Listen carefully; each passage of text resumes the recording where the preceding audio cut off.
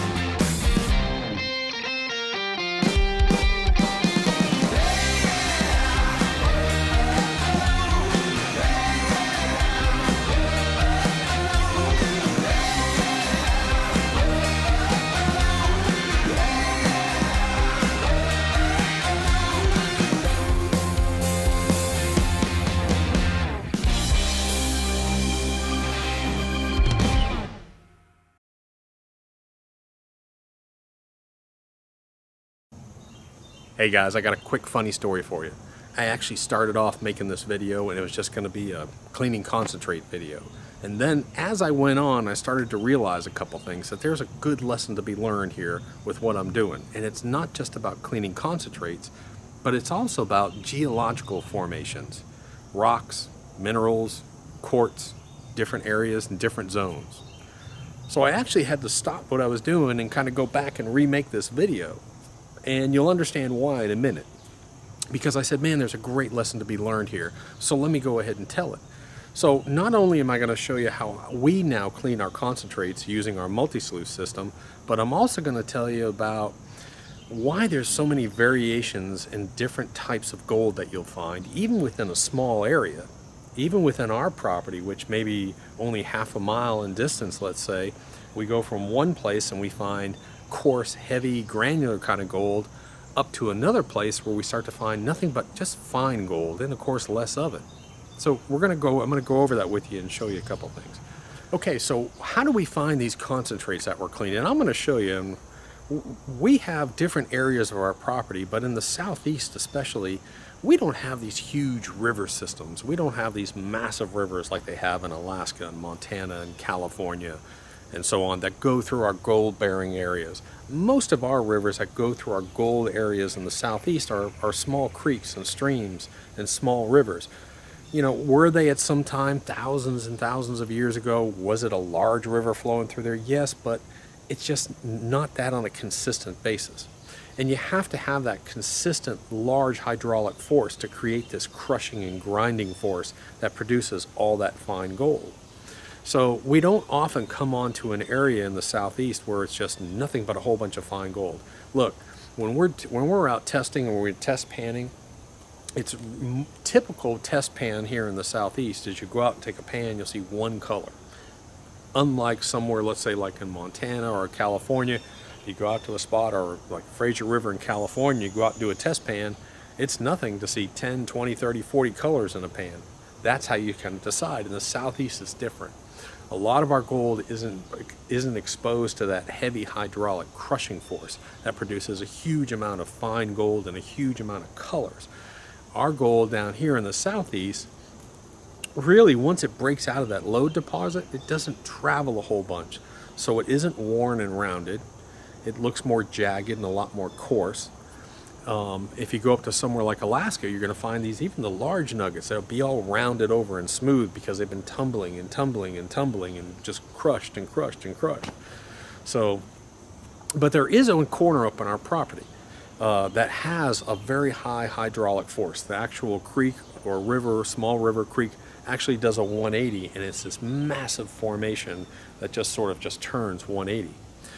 So here's how we sort of located and tested this area. The first thing we did is we took our hog pans up there, last year sometime.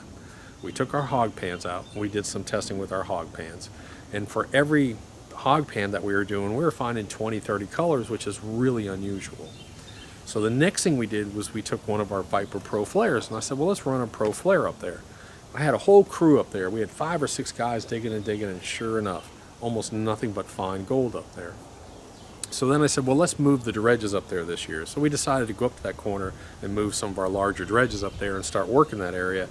And I'm going to show you some of those concentrates today, but it's almost nothing but fine gold up there. So I'm going to show you the concentrates, and I'm going to show you us cleaning them, but I want to explain why that happens as well too. Why are we not finding any of this large gold up in this area, but all we're finding is just this small fine gold? When we go, say, a quarter of a mile down the creek to a different area, everything starts to change.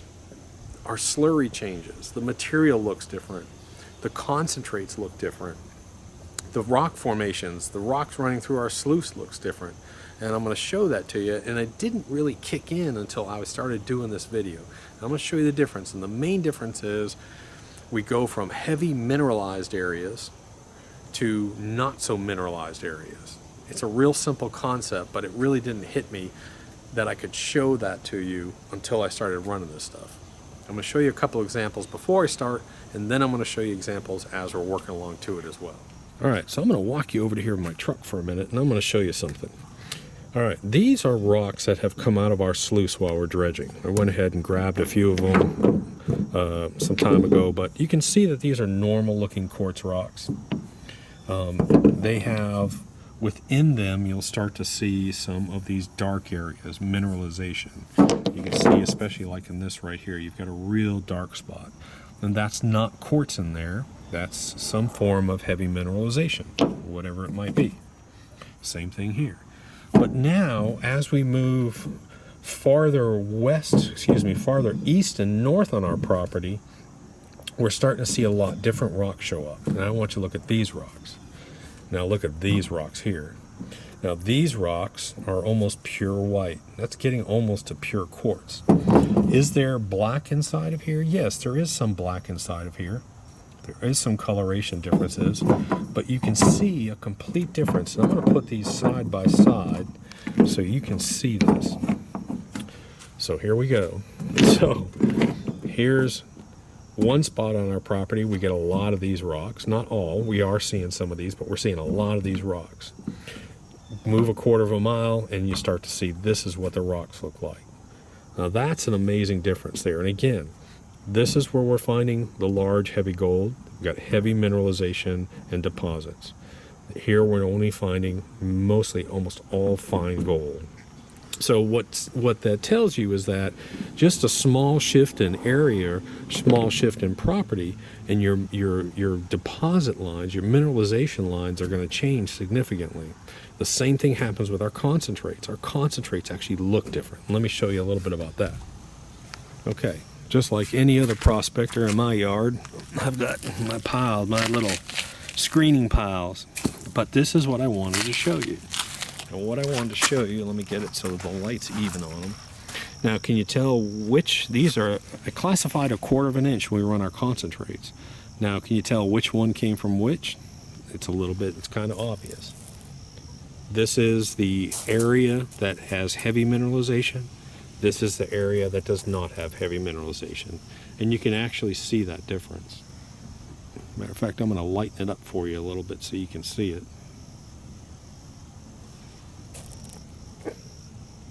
That's mineralized, non-mineralized.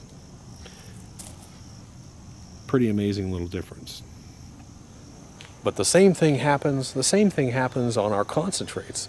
When you see our concentrates, when we start to have this sort of gray, fine, everything starts to look white grayish color. That's when you know you're in this upper area where you're moving away from that mineralization. When we start to see that heavy red kind of color, you start to see, oh, okay, I'm in that mineralization area. So it's pretty interesting. But it's a great observation, a great way to learn that, hey, if I'm not finding any large gold anymore, what do my tailings look like? What do the rocks going through there look like? So don't just look at the gold, look at the material you're running, look at your tailings, and look at your concentrates. It's a good indicator of where you are. So anyways, let's go back now, and I'm going to go and I'm going to show you, I'm going to run some of this. I'm going to run some of these concentrates through the MultiSluice, and you'll be able to see the variations in gold that we're finding as well too, which is pretty cool. Okay, so I don't want to redo a whole nother owner's manual here, but I do want to real quickly talk about how this system works. Number one, whenever a new piece of equipment comes out, there's always questions about its efficiency. We've done so much testing on this unit, so many people have done it and done independent testing on it, that we have a money-back guarantee on it. It'll run 99% recovery by weight. If not, send it back, period. You get your money back. That's how confident we are in this unit. Number two, it's a two-step simple process with a third bonus step. It comes with 2 sets of mats. You put in mat number 1, which is your aggressive mat. You classify, most people classify to 1/4 of an inch. You can go to 1/8 if you want. I like to go to 1/4 of an inch because you never know when that one piece of larger gold is going to go through. Go to 1/4 of an inch, set it at 11 degrees, run at 11 degrees with the 1100 GPH bilge pump. Step number 2. Now you'll end up with, once that's done, you're going to end up with 1 cup of concentrates, approximately 1 cup. So if you're running 5 gallons, you're running 10 gallons of concentrates, doesn't matter, you're going to end up with about 1 cup of super concentrates. That's step number 1. Step number 2, you take that mat out, you put in our stripper, our washer mat.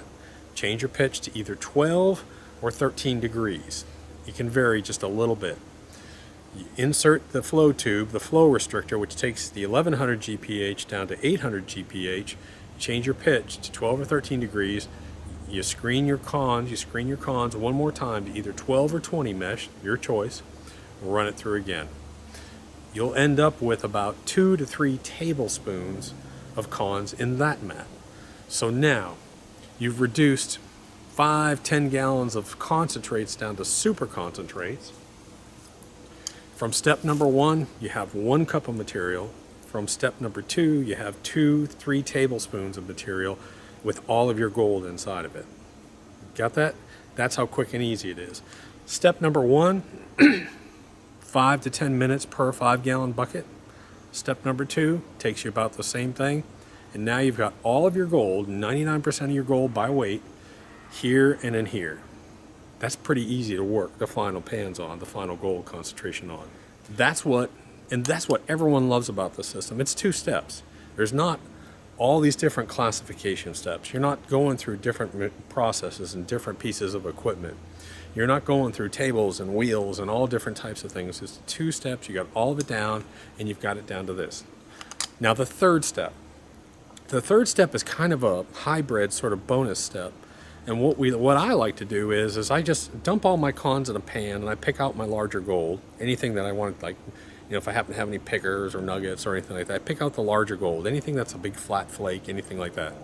Then I put my washer mat back in, and then I slowly drizzle these 2 over that washer mat. And what'll end up happening is what? Well, we know that the washer mat is a very open, exposed mat. Matter of fact, it holds fine gold better than it does big gold because it's so open. There aren't any real deep crevices in it. It's designed to really strip down. So now we're going to take a cup and 2 or 3 tablespoons, run it all through that washer mat, and all of those supercons are going to be concentrated down into hypercons. And you're going to end up with about 2 tablespoons of hypercons now. Basically, all of your gold is going to be in that mat. Now, we've done this, you know, with 0.5 gram, 1 gram. We've done it with 100 mesh gold, 150 mesh gold. We've done it with larger gold. We've done it with all these different things. And we've done it up to 7 grams of gold in one run using this hyper concentration. The important thing to remember is that last step is not about efficiency. It's not about capturing all your gold. It's about stripping it down. And the first few strips of your mat are going to be almost solid pure gold, no black sand. You can almost take a sucker bottle and clean that out. And again, if you go to the videos, go to MultiSluice.com, you'll see where we've done that. We have the just yellow mats up at the top. It's really cool looking. So anyways, I'm just going to run through this. I'm going to show you a couple tips real quick, and we'll get started. Alrighty, so let me give you a couple quick tips. Number 1, if you're a prospector and you've got a hose at home or a hose anywhere, this is one of my favorite tips of all time. Buy one of these little Y connectors. And what I do is I leave one end that's just open when I want to fill up a bucket. You want that nice soft full like a regular water hose, but then you sometimes, like you're cleaning a mat, you're cleaning something out, you want to spray it. This is one of those little I don't even know what you would call it, just a little reducer sprayer that you put that you would attach a hose onto. Now I have a powerful little jet sprayer that I want to spray. Again, this is like 50 cents at Home Depot or Lowe's. This thing is like $4 or $5. And I just leave this on my hose the whole time. I never have to change anything out. I'm always taking nozzles off. Just do this. Now I can softly fill up. I can wash concentrates. All of a sudden I want something powerful to wash a bucket down or something. Now I got that sprayer on the end. Great little tip. Tip number two. You always put a hose in a bucket, you put a hose in the tub, and you turn it on, you come back, and you got this hose just spraying all around. How do you solve that? Well, here's a real easy tip. Just tie a knot. That's all you gotta do. Just tie a little knot in your hose, stick it in your tub, stick it in your bucket, and guess what? It won't go anywhere. It doesn't move a bit. I don't know why it took me 50 years to figure that stupid trick out, but one day I just got tired of this. Let me tie a knot in it. I tied a knot in it, it just sat there. So you turn it on and it doesn't move anywhere. This is such a cool little trick. If you're a prospector, you'll be like, why didn't I think of that stupid little trick? It really works well. So tie a knot in the end of your hose before you put it in a bucket. This is a big marine battery, but I have learned over the years, I don't care how good of a battery you have, you'll have variations in flow and amps. So what I always do is I always hook up, whenever possible, I always hook up a battery charger to when I'm running this thing, especially if I'm going to run a lot of concentrates. That helps keep my pump. You can hear the pump difference sometimes. The pump will vary up and down. If you hook this up and let this run, it's gonna work for you. It just works so much better. That's another good tip. Always have that connected whenever possible. Whenever you start off classifying concentrates, fill up your bucket full of water. That's the first thing you should do, so that you have the bucket is full of water. Your concentrates will actually just fall through the screen. If you start off with no water in the bucket, it's going to be harder to work on, and I'm going to show you that here in a sec. But I wanted to show you, there's my bucket with the hose with a knot tied in it. You can see it.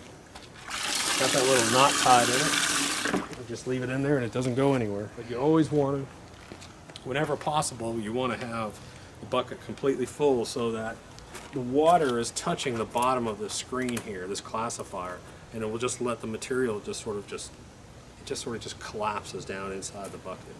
All right, so I'm just classifying this material down. Again, these are our cons.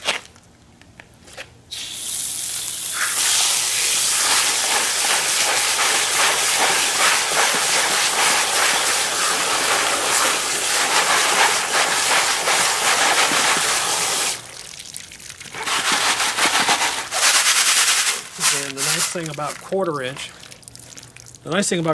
is if you can't see a nugget on above quarter inch, you need to quit prospecting. But it's real easy just to give a quick inspect. You can never use a metal detector in our area. You'll have thousands of hits. You won't find any gold. Give a quick inspection, nothing there, and then toss it away. Again, I've got my bucket full, so that when I put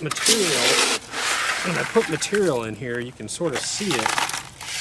Sort of just disappears, just sort of erodes away very quickly. All right, next tip. You can see right here, I have got my smartphone, iPhone, and I've got a digital angle indicator. So now, as I go up and down, it's going to tell me what my angle is. So now I can come over to my sluice, and I can either set it in here, which is not smart because you'll end up forgetting about it and running it, or you can set it on here, and you're going to want this thing to say right at 11 degrees. So there I am, I'm at 11 degrees. So I've got mat number 1 in there. I've got the aggressive mat number 1. I've got it set at 11 degrees. I know everything is right there. I've got a catch bucket down here, catch tub down here, so that once I run it through, I can just go ahead and pull that out, reclassify that, and run it with the next mat. I've got my washer mat number 2 over here. That's for the next step. For that step, we'll run it at 13 degrees. Feed it basically as fast as you want, nice and smooth.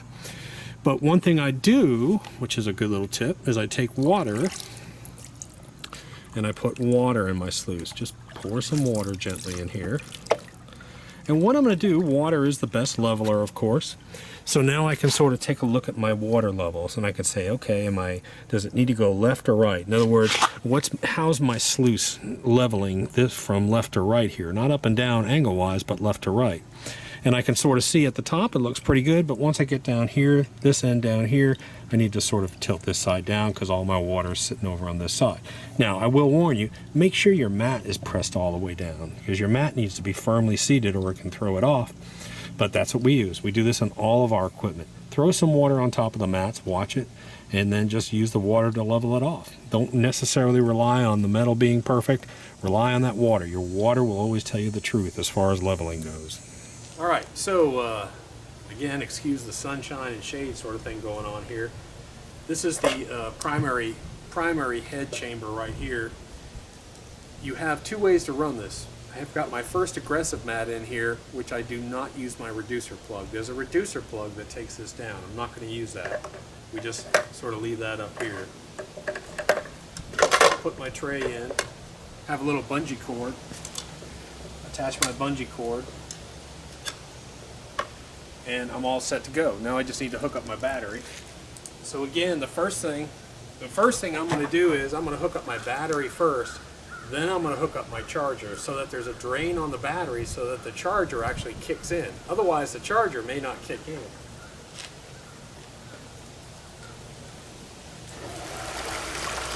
One thing that's important here too is you always want to have as much water as possible. So you almost want to overfill this water system in here, because you're going to use up quite a bit of this water just to fill up the hose and run it through. So if you've got a smaller tub like I do, you're going to want to put more water in it usually.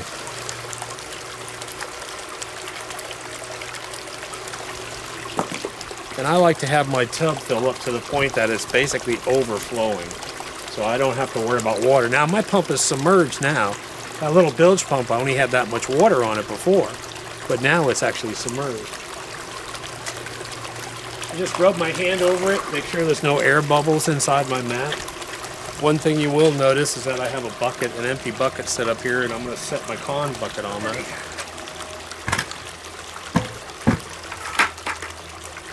And now you can see that I've got my concentrates. I've got my concentrates at a good level to work here. I keep water inside this. It's a lot easier to scoop these cons when you've got water inside of it, and I'll be scooping it and I'll be feeding it into here. Again, just a moderate feed rate. You can work these pretty quick. If you ever get a chance, go to the MultiSluice.com website. Watch that video with Kevin Hoagland on this MultiSluice from Gold Trails TV. Great video. Kevin loves these little things. And this is what Kevin was talking about in that video is he can walk away from this unit. So he can put his scoop in here and he can just walk away. But the way I'm feeding it is just go back and forth. Just use the water inside here. We create a special turbulent zone here so we don't have to worry about floating gold. Everything goes back up under itself. I mean, no special way to feed it, just put her in. Again, it's going to take you about 5 to 10 minutes for a 5-gallon bucket. The nice thing is you're going to be doing 2 runs on this. So you got your first run. This is my aggressive mat here. This is my mat number 1. Mat number 2 is waiting over here. I'll reclassify that material down there and rerun it through and I'll be done. Again, this step is going to take me 5 to 10 minutes. Reclassify, run that mat 5 to 10 minutes, and I've got a whole bucket, a full 5-gallon bucket weighing 80 pounds, all my gold out very, very quickly. Pretty cool. All right, so now the units, I'm done running that bucket of concentrates. I'm going to disconnect my power. I'm going to undo my header box carefully and just set it right in there. So I've pulled my power box off and I just stick it down in here, which is a really cool feature about this thing. The power box, the power header box just comes right off. There's just one bolt holding this mat in. You'll see gold up in here. You'll see, but on this aggressive mat, you'll really see it. You'll really start to see it like on these pre-ramp riffles up here. It's pretty cool. Okay, when you go to take your mat out, one thing you're going to do is you'll notice that there's still water inside this sluice. So what I'm going to do is I want to do what I call concreting up my mats. So all I'm going to do is I'm going to tip this unit over to a side, and I'm going to let the water, you'll see the water all goes to one side and then it goes down. Same thing, then I can pick it up. And now basically all I'm left with here is just rock solid concentrates, and they're not going to come out of the mat. So now I'm just going to undo this screw. And the main thing about when you get these mats out of this mat fits pretty tight. You want to release the pressure, so you lift one side up. So all I'm going to do, let me do it from this side. I'm going to lift one side of the mat up and run my finger down it.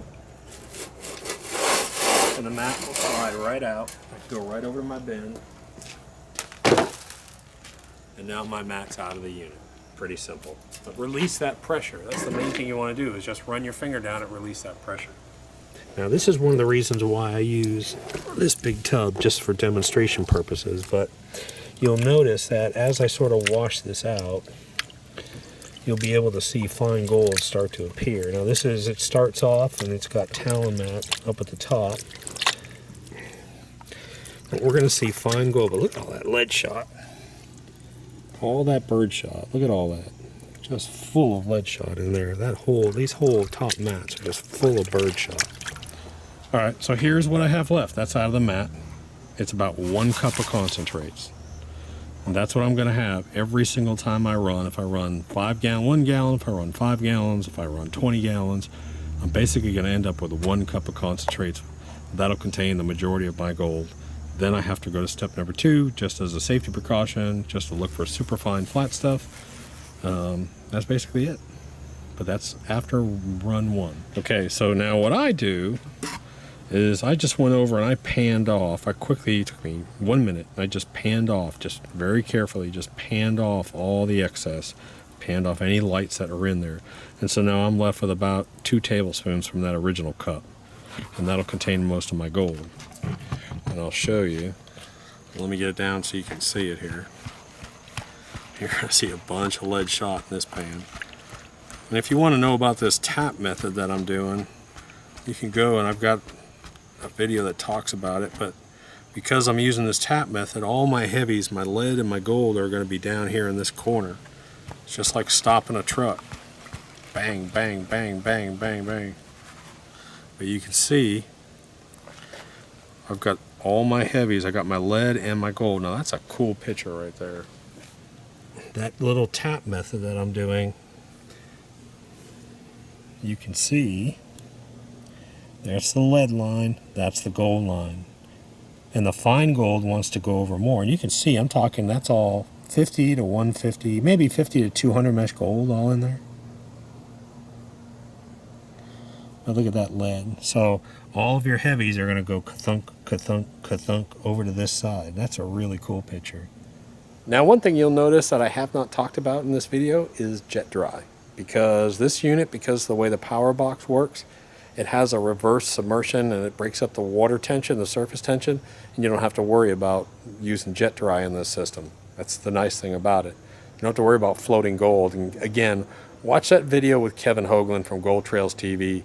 It's up on the MultiSluice site, it's up on our website, but he even talks about he would actually run his dry desert cons through this system, just because he's so confident in that little header box system that we have that throws everything back up under itself and kills all the surface tension. But anyways, so now now I've gotten to this point, I got a lot, this is all fine stuff.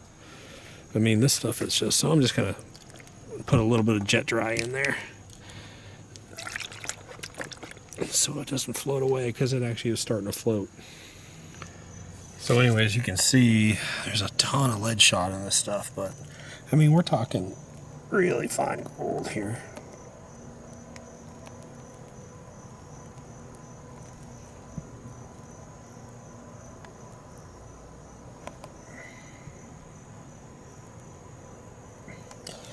And again, I'd probably guess 3/4 of a gram, something like that in here.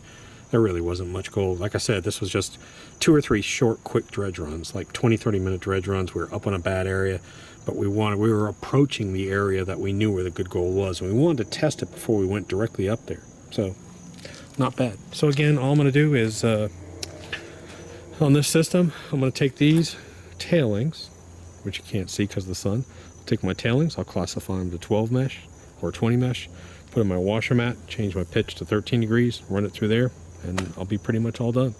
I don't think I'm going to bore you with doing all that. But when you do put in that, when you go to the second step, you do put in the reducer, and the reducer will take it down, take the 1100 GPH pump down to 800 GPH, increase this up, and that stripper mat, that washer mat, will strip out everything out of it except for the gold on it. It's real open, and that's the key to it. It's a real open, exposed mat. And the only thing that will stay in there is going to be, if there's any little small lead shot, a little bit of black sand, and then gold will stay in that washer mat. That's the whole purpose of that washer mat. Is nothing but stripping and cleaning. Doesn't get used anywhere else. Using the proper miner's tools, a garden shovel.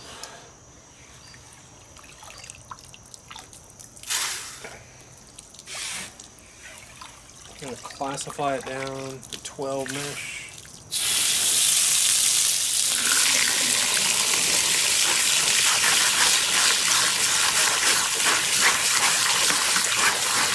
Alright, I thought I'd shoot this just so you could get a feel for this. There's a little bit of concentrates in here that I already just test panned. But you can see I went ahead and after I took out, here's a good example.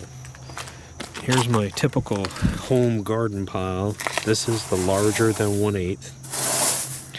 And then under this is my larger than 1/4. So I've got 5 gallons of this stuff that I took out. And this is all stuff that I would have to go over with a metal detector if I was worried about larger nuggets. And we'd get probably 200 hits in this stuff because of all the metal, everything that we have in here. Huge, you saw lead shot. Everything that's in here would be an absolute nightmare if we had to try and go over this stuff with a metal detector. It's just, there's no way for us to do it. So that's why I always start at 1/4 of an inch. I don't have to worry about large nuggets getting out because I'm going to catch them in here. But here's what's left out of a 5-gallon bucket. There's probably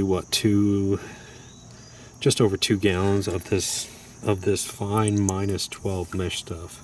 Now that's the stuff we'll be running over the washer mat in that final stripping stage. I figured I'd go ahead and show how I put the mat in. All I'm going to do is I'm going to feed it up under the bolts, and I'm going to keep the mat up while I pull it up here. I'm not going to set this mat deck down in here yet. Lightly put on that wing nut. Just sort of just let the mat feed down, keeping the side tape up. And now my mat's in. Throw my header box on.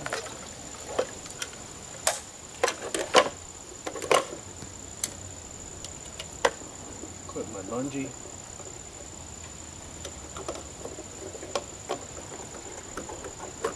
And now the important thing is you got to put your reducer in there.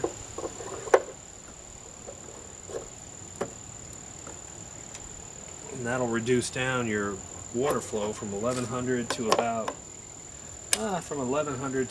800 GPH.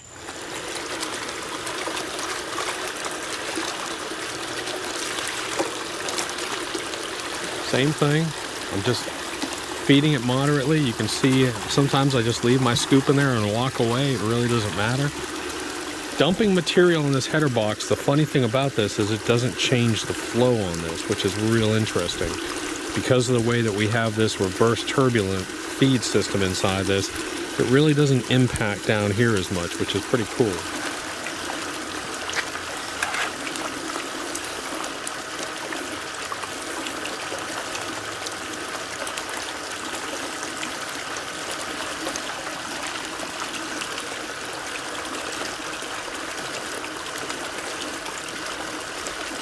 Alright, so now this goes really pretty fast because I've only got 3 gallons of material all screened to 12 mesh. I've already run it. Now I'm going to just undo my battery here. And yep, she's charging. But you can see when I shut it down how very little concentrates I have here. You'll have almost no black sand up at the top. And then as you go down, you get a little bit more and a little bit more and a little bit more. It changes as it goes down. Now, if you had a bunch of gold and ran it through here, you'd see solid yellow up here with no, and that's nice. You just really, really clean. Okay, I thought you might find this is probably a good way to show this. I just washed this mat out, and you can see that's all the concentrates I have. So that's pretty much it. And like I said, it'll end up being 1.5 to 2.5 tablespoons. So in that big tub here, that's it. That's all the concentrates I have. Whether I have 3 or 5 gallon, 10 gallons, whatever I'm running through it, that's about all I'm going to end up with. So let me just throw it in a pan and see what we got for gold. Okay, so let me show you, and I'm seriously talking, when I say that there's only about 2 tablespoons, there's only about barely 2 tablespoons of material from that washer mat. So what I'm going to do is I'm just going to wash it, just pan it down real quick, get these lights off. Just let the water do the work.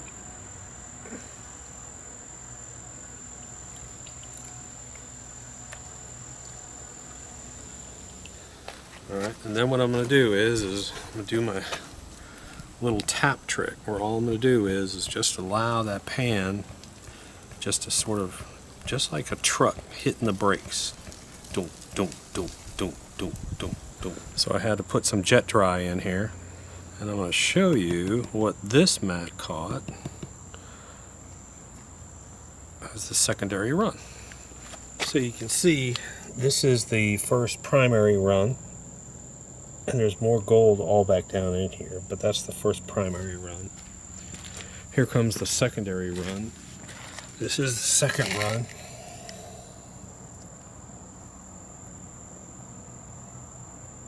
And that's all the gold that's in here total. I mean, I'd say it's probably about 40-50 pieces, versus in that other pan, we probably got 3,000 or 4,000 pieces in there.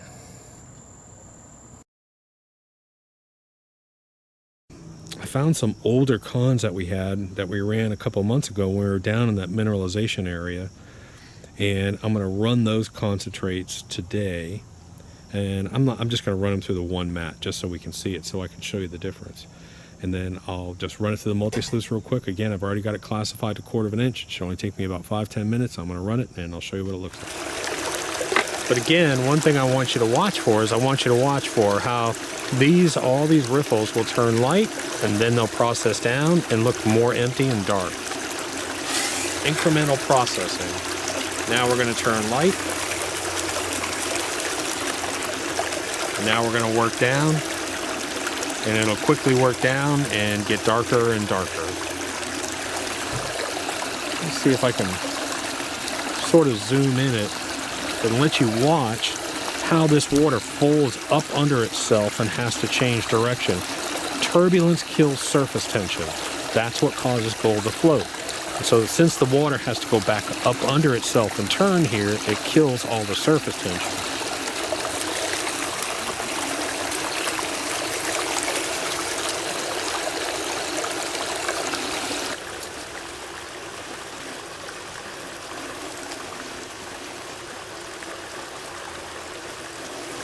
All right, all done with that bucket.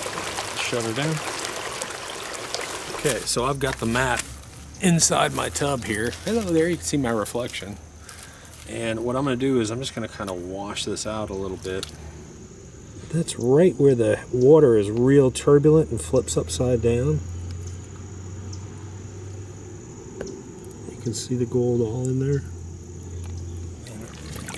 And as I start to wash this out, you'll see the gold appear like right in here. And you can see how deep that gold is in there. I mean, it's just really deep inside there. And it's funny because there's a ton of fine gold way up high. It's here. And you'll see gold. Remember, this is the first mat.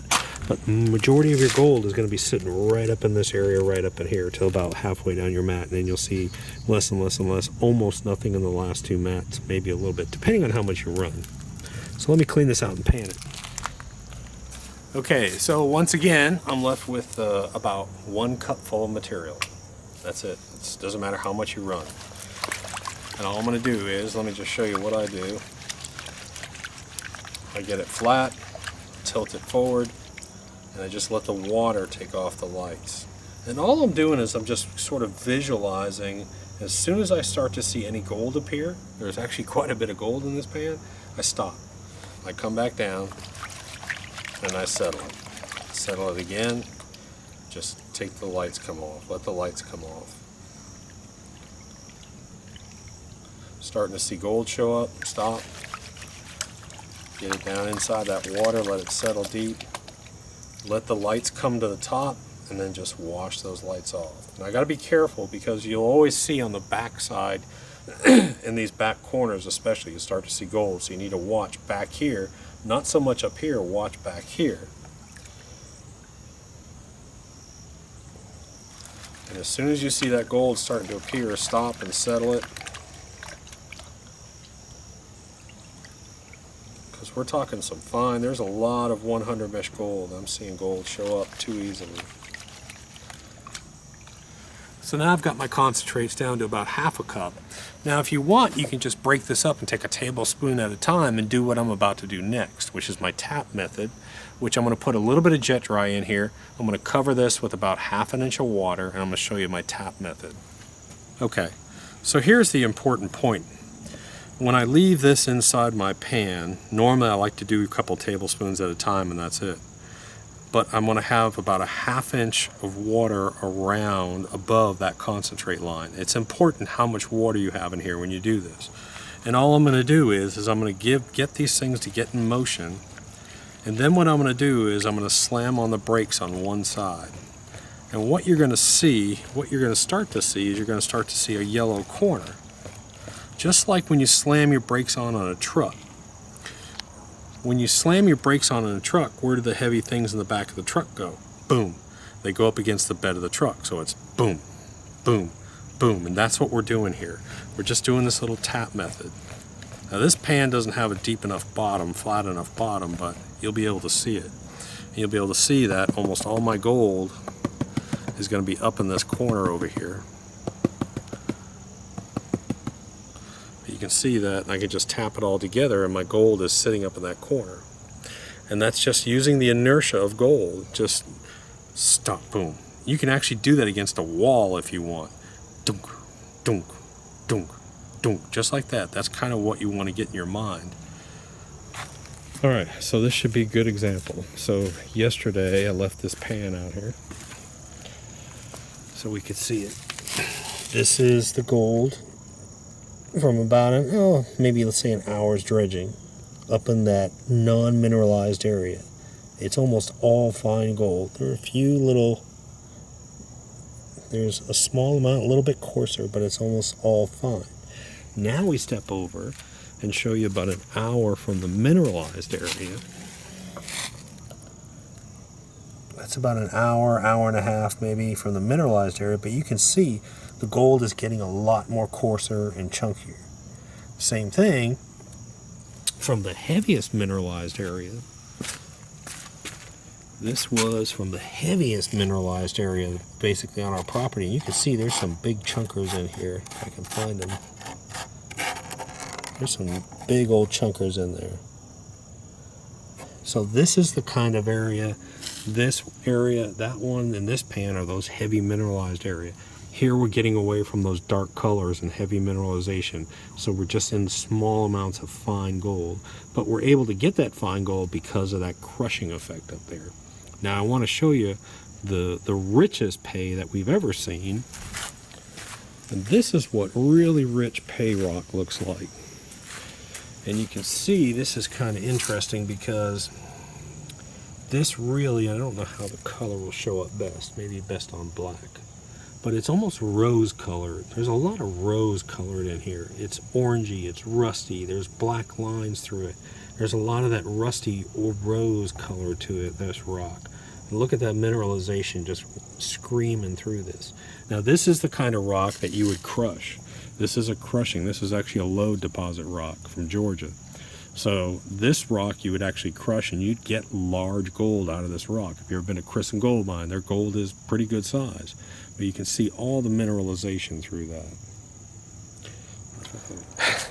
So anyways, guys, this is the end of the video, but I got to figure out how to mix up this video and how to edit this video and put this thing all together, because what started off as a video about just cleaning concentrates and running the MultiSluice turned in sort of a mineralization sort of class, and just some observations that over the past year that I've sort of noticed, especially with our property, but it occurs everywhere. You look, keep an eye on your tailings, keep an eye on the rocks that you're running through, and just look for changes.